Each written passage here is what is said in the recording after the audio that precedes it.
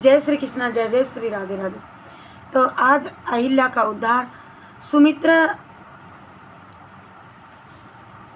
सबसे पहले आपको जय श्री कृष्णा, जय जय श्री राधे राधे। आज सोमवती अमावस्या और पुरुषोत्तम मास की बहुत बहुत शुभ मंगल कामनाएं और पुण्यदान से और कथा पढ़ने मात्र से विघ्न टलते हैं। लो सुनिए। विश्वामित्र के सब सह यात्री एक दिन विशाल नगरी में ठहरे। दूसरे दिन प्रातःकाल उठकर वे मिथिला नगरी को चल पड़े। जब जनक की राजधानी थोड़ी ही दूर रही तो उन्होंने राह में एक रमणीय आश्रम देखा और आश्रम अत्यंत सुंदर होने पर भी निर्जन दिखाई पड़ रहा था। श्री राम ने विश्वामित्र जी से पूछा, इस आश्रम में कोई तपस्वी क्यों दिखाई नहीं देता? ये प्रदेश इस प्रकार निर्जन क्यों है? तो कहा, वहां पर मुनि जी ने कहा, मुनि कहने लगे, अरे तुमने ठीक प्रश्न किया, यहाँ का वृत्तांत तुम्हें अवश्य जानना चाहिए। ये आश्रम ऋषि गौतम जी का है और पर इस समय इसको श्राप लगा है। पहले गौतम यहीं रहा करते थे। ऋषि विश्वामित्र जी ने बताया, बहुत दिन पहले गौतम और उनकी पत्नी अहिल्या यहाँ आनंद पूर्वक रहा करते थे। उन लोगों के नित्य नियमों में तप और यज्ञ में कोई रुकावट नहीं थी, लेकिन एक दिन उनके घर में एक दुर्घटना हो गई। अहिल्या का रूप तीनों लोकों में प्रसिद्ध था। एक दिन जब ऋषि कुटी से बाहर गए तभी इंद्र मोहांध होकर के गौतम ऋषि के वेश में उनके आश्रम में घुस गया और उसने अहिल्या से अपना कनेक्षा प्रकट की। चले जाओ। और अहिल्या को पता चल गया कि यह देवेंद्र है, मुनि नहीं है, तो भी उसे अपने सौंदर्य पर घमंड हो गया और वो बुद्धि खो बैठी, चरित्र भ्रष्ट हो गई। और जब होश में आई तो इंद्र को चेताया, तुम अब यहाँ से शीघ्र निकल जाओ, ऋषि के लौटने का समय हो गया है। इंद्र उसको धन्यवाद देकर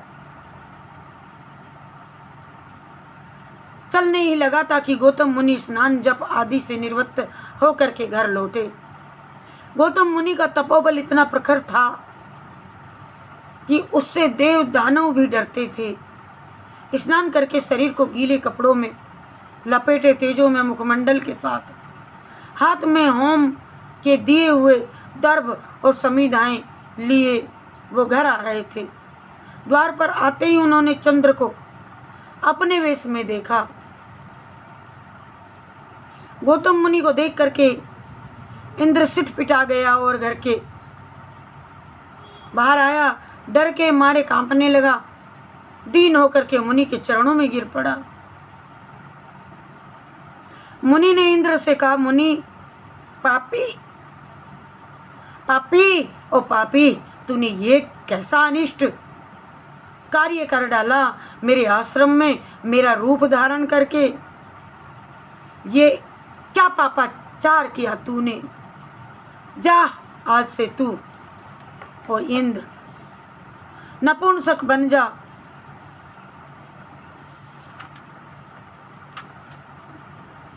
और रावण कहते हैं, क्रुद्ध मुनि के शाप से इंद्र बहुत पछताया। देवगण बहुत दुखी हुए। मुनि ने अपनी पत्नी को प्रायश्चित करने का आदेश दिया। तुम केवल हवा के आधार पर बिना कुछ खाए पिए अदृश्य बनी रहो और राख के ऊपर सोई रहो। तुम कई वर्ष इसी अवस्था में पड़ी रहोगी।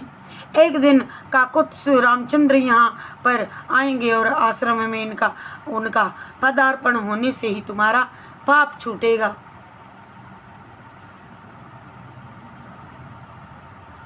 तुम उनका स्वागत तथा अतिथि सत्कार करना,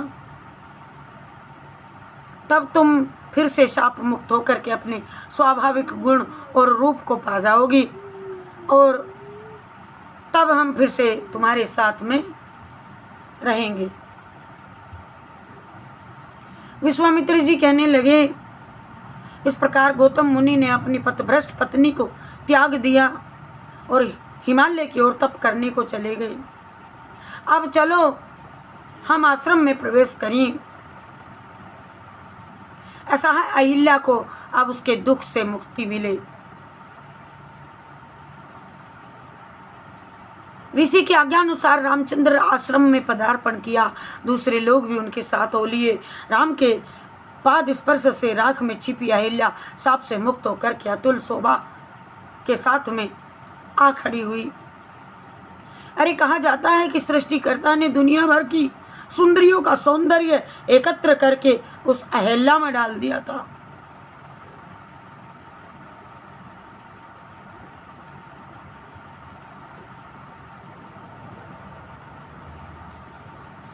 और अहिल्या कई वर्ष तक प्रायश्चित करती रही थी और उसने अपने को बेल पत्तों में छिपा लिया था।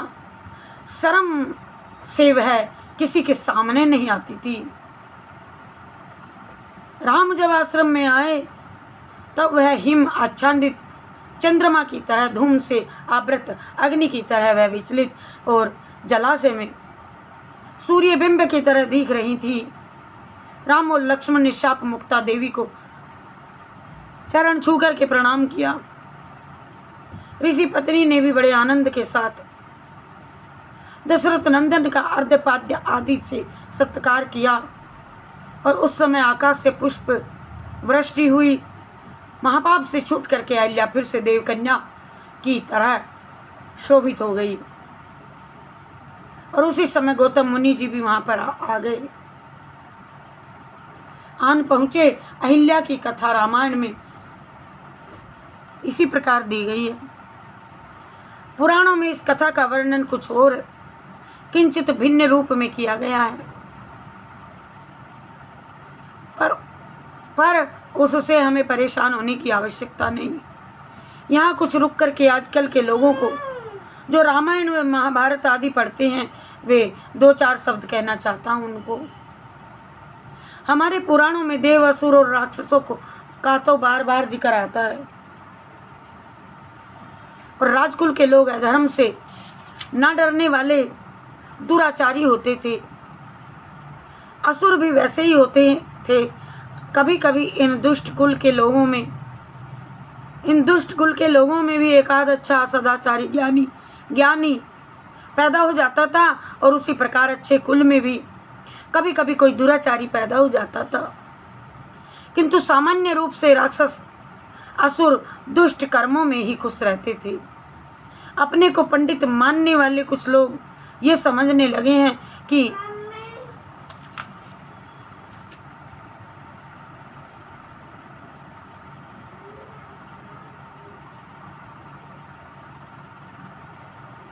देखो भाई, कुछ अंतर लग रहा है। किताब का नाम है दशरथ नंदन श्री राम, जो हम आप तक पहुंचा रहे हैं। हमने रामायण में कुछ और पढ़ा, भागवत में कुछ और।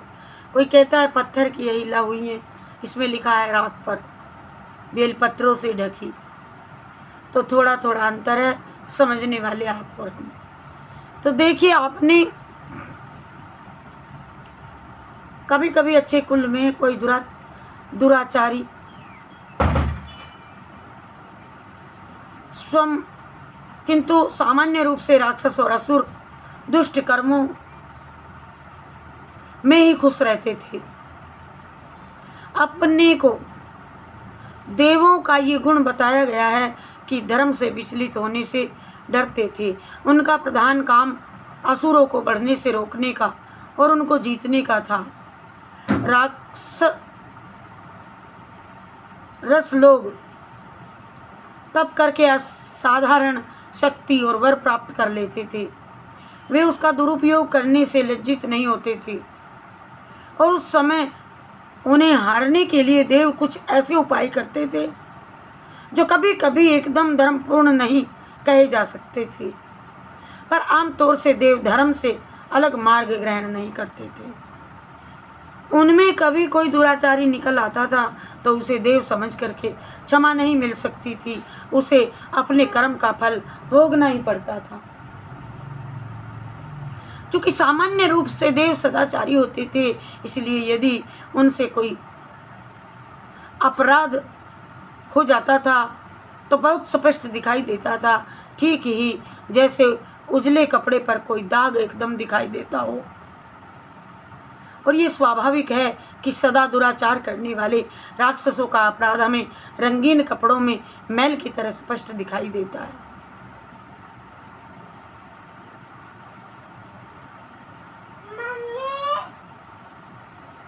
दुराचारी लोगों के अत्याचारों को सहन कर लेना, धर्म संकट में कोई भला आदमी कुछ गलती कर बैठे तो उसको बहुत से कटु वचन सुना देना स्वाभाविक बात है, किंतु वह न्यायपूर्वक नहीं हो सकता। पुराणकर्ताओं ने कभी कभी कुछ देवी देवताओं को इंद्र को रास्ता भुलाना और गलतियां कर बैठने वाला चित्रित किया है। इस पर हमें ध्यानपूर्वक विचार करना चाहिए। लोगों के मन में विवेक, नम्रता और भक्ति पैदा करने के लिए वाल्मीकि जैसे पुरातन लेखकों ने हमारे सामने देवताओं की कुछ समस्याएं, कुछ गलतियां बताई हैं, और बात बिल्कुल सही है। इसको न समझ करके यदि हम टीका करने लग जाएं तो वाल्मीकि जी कैसे अजीब आदमी है कि रावण को तो महादुष्ट बता दिया, और राम ने जब यही काम किया, सीता ने ऐसा कहा तो उसके लिए कुछ भी नहीं कहा, तो हम नीरे मूर्ख साबित होंगे। और वाल्मीकि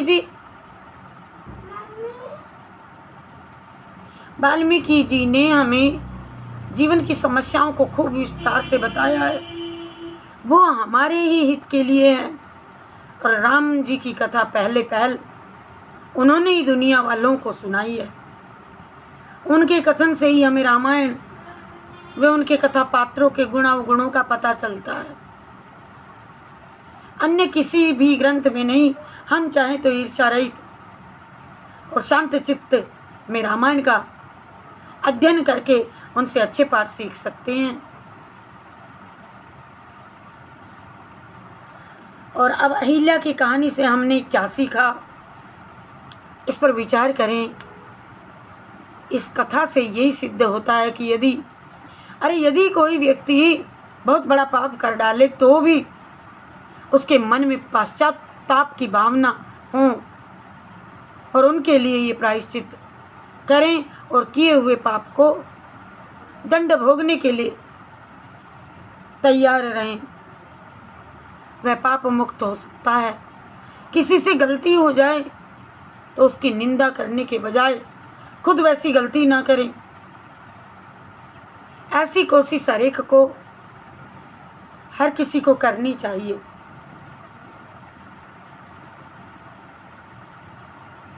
कैसे भी हो, ऊंचे पवित्र स्थान में क्यों ना रहे, मनुष्य को सदा सावधान रहना चाहिए। माया का हमने कोई बुरा न देखा, दिल का दिल मतलब का हमने कोई बुरा न देखा, दिल का दिल मतलब का हमने कोई बुरा न देखा, दिल का दिल मतलब का हमने कोई बुरा न देखा, दिल का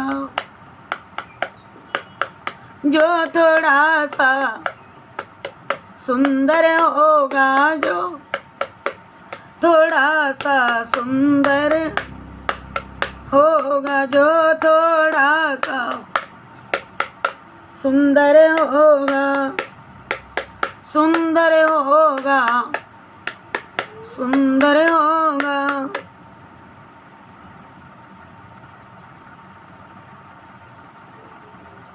जी जो थोड़ा सा सुंदर होगा। कि जी उसे मान, उसे घमंड,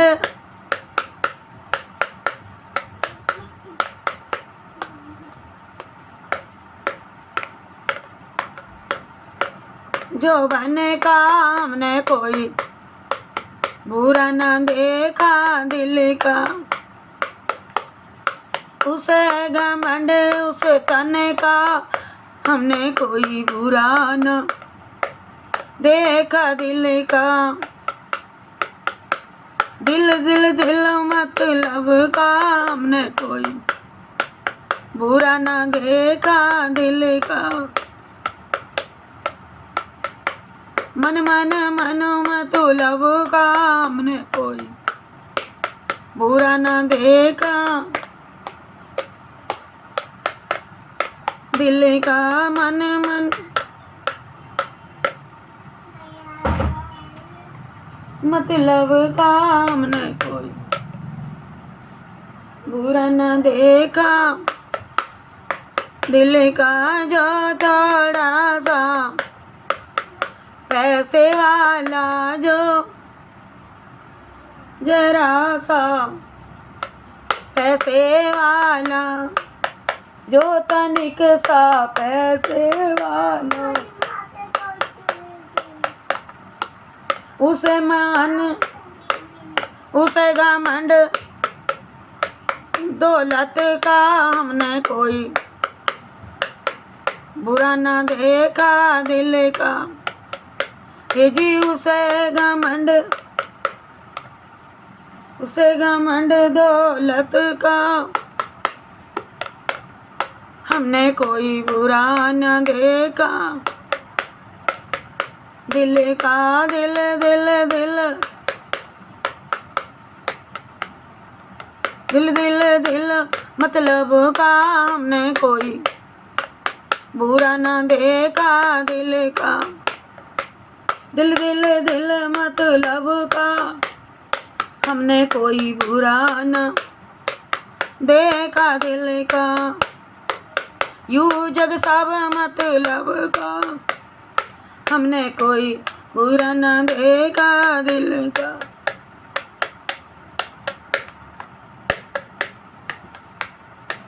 जो थोड़ा सा कोठी बंगले वाला,